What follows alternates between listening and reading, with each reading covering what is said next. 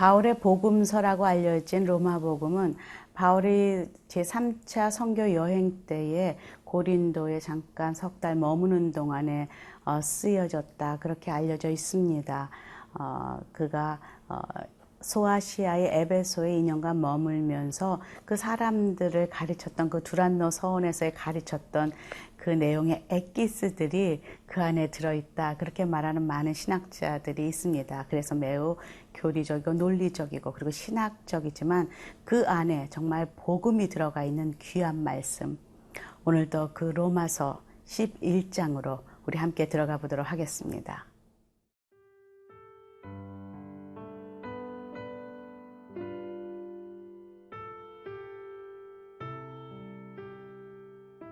로마서 11장 13절에서 24절 말씀입니다.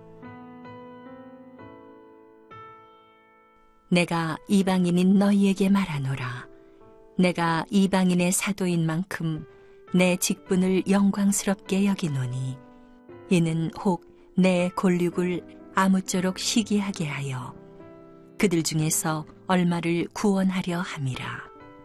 그들을 버리는 것이 세상의 화목이 되거든 그 받아들이는 것이 죽은 자 가운데서 살아나는 것이 아니면 무엇이리요. 제사하는 처음 익은 곡식가루가 거룩한즉 떡덩이도 그러하고 뿌리가 거룩한즉 가지도 그러하니라. 또한 가지 얼마가 꺾이었는데 돌 감람나무인 내가 그들 중에 접붙임이 되어 참 감람나무 뿌리의 진액을 함께 받은 자가 되었은즉 그 가지들을 향하여 자랑하지 말라. 자랑할지라도 네가 뿌리를 보존하는 것이 아니요 뿌리가 너를 보존하는 것이니라. 그러면 네 말이 가지들이 꺾인 것은 나로 접붙임을 받게 하려 함이라 하리니 옳도다. 그들은 믿지 아니함으로 꺾이고 너는 믿음으로 섰느니라.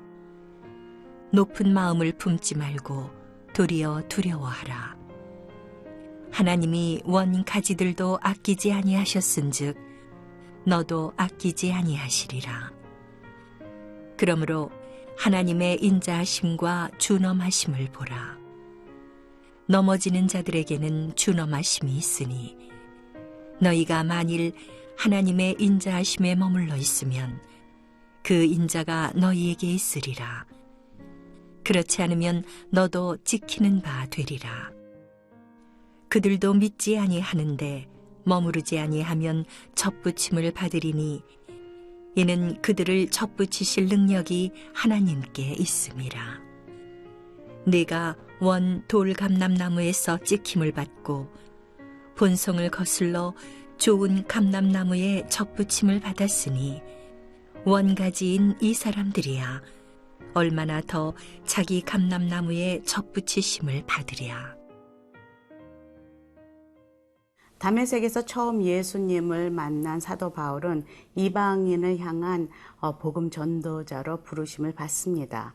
그는 소명에 합당한 삶을 살며 그의 인생의 마지막 제3차 전도 여행 당시 쓴 이 로마서에는 정말로 믿음, 오직 믿음으로 구원을 얻는다는 이신칭의가 강조되어 있는 굉장히 복음적인 그런 서신서입니다. 그런데 9장부터 11장까지 이스라엘의 구원에 대한 것이 들어가 있습니다. 많은 사람들은 혹은 이 편지를 받은 로마에 있는 그 개종한 그리스도인들이나 또 유대인들은 이것을 읽으며 아니 9장부터 11장까지 왜 이방인 전도자가 이것을 쓸까라고 의아해 할지도 모르겠습니다.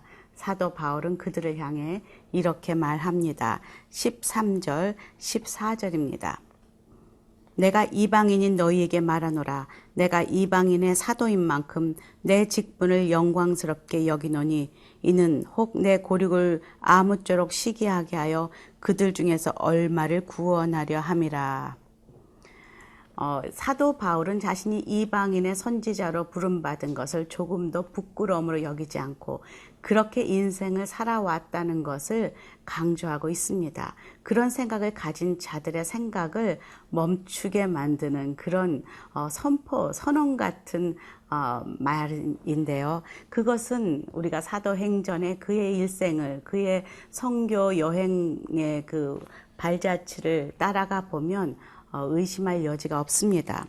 3차 전도 여행에 에베소 장로들에게 로마로 예루살렘으로 돌아가면 로마로 끌려가 죽음을 당한다라는 그런 만류하는 그들에게 그는 이렇게 말하죠. 사도행전 20장 24절입니다. 내가 달려갈 길과 주 예수께서 내게 주신 사명 곧 하나님의 복음을 증언하는 사명을 다 완성하기 위해서라면 내 생명을 조금도 귀한 것으로 여기지 않는다. 그는 그 이방인의 그 구원을 위해서는 자기 생명도 조금도 귀한 것으로 여기지 않고 달려온, 앞만 보고 달려온 그런 사도였습니다. 그리고 그것은 이방인들도 모두 다 인정하는 사도 바울의 그런 선교 여행이었습니다. 지금 그가 이렇게 담대히 얘기할 수 있는 것은 그가 그런 삶을 살았기 때문이죠. 그런데 그 마음에 한 구석에 늘 눈의 가시처럼 아픔이 남아있는 것이 있으니 바로 자신의 민족들을 향한 그들을 구원하고자 하는 그 마음이라는 것이죠. 여기서 보니까 그들이 아무쪼록 시기해서 얼마라도 구원을 받기 원합니다 라는 그런 고백을 한다는 것은 정말 자신 민족의 구원을 깊이 소망하고 있다는 것을 알게 됩니다. 그리고 또 그 이방인들에게 말합니다. 또한 가지가 17절입니다. 또한 가지가 얼마가 꺾였는데 돌 감람나무인 내가 그들 중에 접붙임이 되어 참 감람나무 뿌리의 진액을 함께 받는 자가 되었은즉 그 가지를 향하여 자랑하지 말라.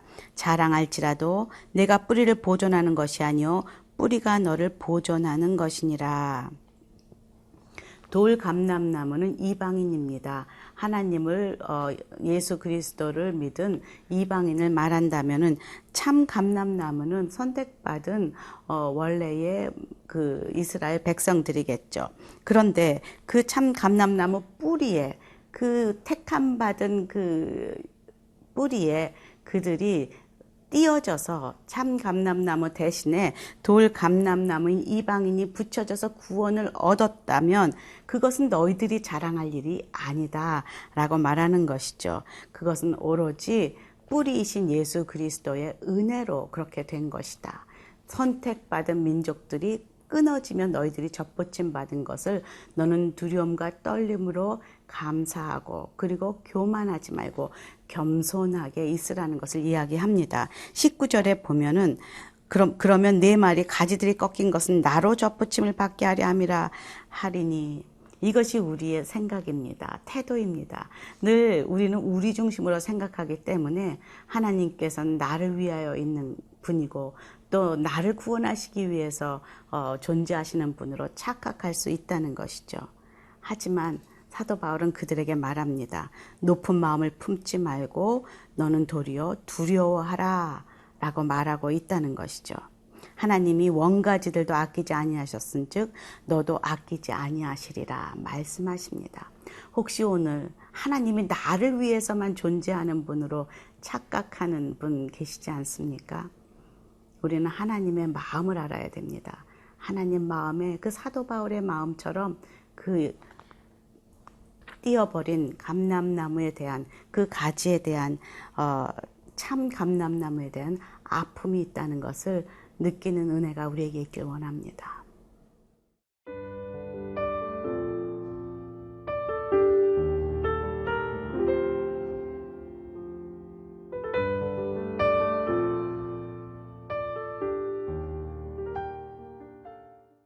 접붙임을 당하여 돌 감람나무가 참 감람나무의 그 뿌리에 붙어있는 이방인들, 개종한 기독교인들에게 겸손하고 그리고 두려움과 떨림으로 하나님 앞에 서라라고 말하고 있습니다.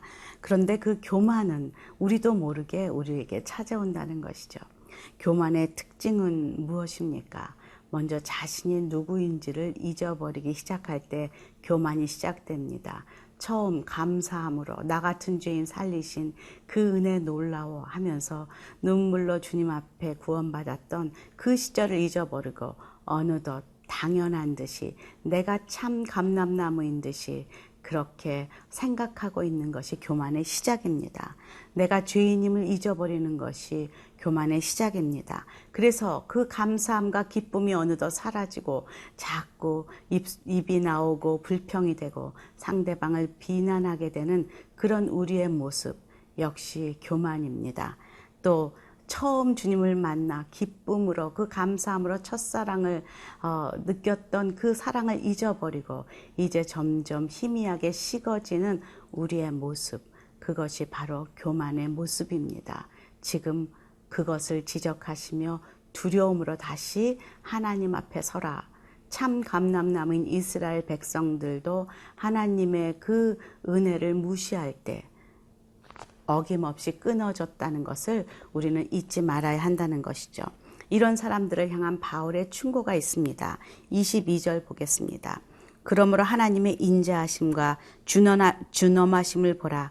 넘어지는 자들에게는 준엄하심이 있으니 너희가 만일 하나님의 인자하심에 머물러 있으면 그 인자가 너희에게 있으리라. 그렇지 않으면 너도 찍히는 바 되리라. 하나님에게는 늘 두 모습이 있다는 것을 우리는 알고 있습니다. 여기에 보니까 하나님의 인자하심, 그 안에 사랑이 있습니다. 헤세드가 있습니다.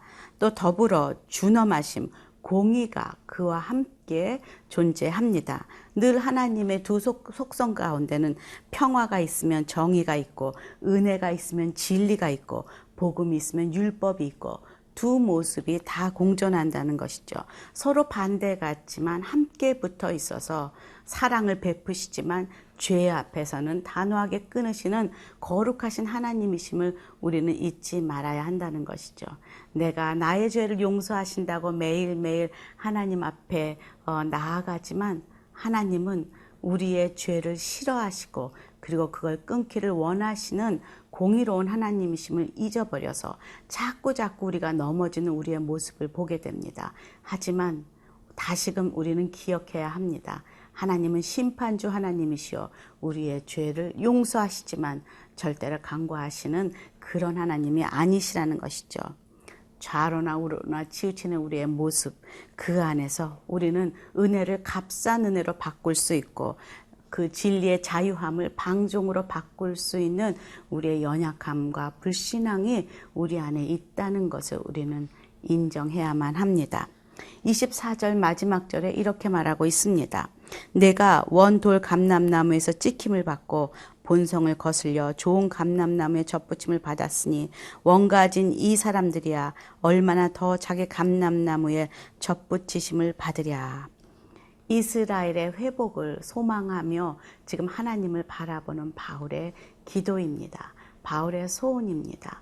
그리고 그렇게 젖붙임을 받은 돌 감람나무인 우리들도 함께 꾸어야 할 소망입니다. 왜냐하면 그것이 그 자신의 택한 백성들, 이스라엘 백성들을 결코 버리지 않으시고 모두 구원하시길 원하시는 하나님 아버지의 참 마음임을 우리는 알아야 합니다. 하나님의 마음을 깊이 묵상하는 이 아침에 하나님께서 이스라엘을 향한 기도를 우리로 하여금 듣기를 원하신다는 것을 깨닫는 은혜가 저와 여러분에게 있기를 기도합니다. 함께 기도하겠습니다. 하나님, 오늘도 말씀을 통해서 저희들이 정말로 돌 감람나무에서 참 감람나무로 젖붙임 당한 그런 자임을 다시금 기억하게 하시고 깨닫게 하여 다시 감사하게 하시니 감사합니다. 하나님, 두려움과 떨림으로 늘 주님 앞에 서는 저희를 되게 도와주시고 이스라엘이 다시 주께 돌아오는 그날을 소망하며 함께 주의 그 마지막 오시는 날을 기대하는 모든 믿는 자들이 되게 하여 주시옵소서. 예수님 이름으로 기도합니다. 아멘.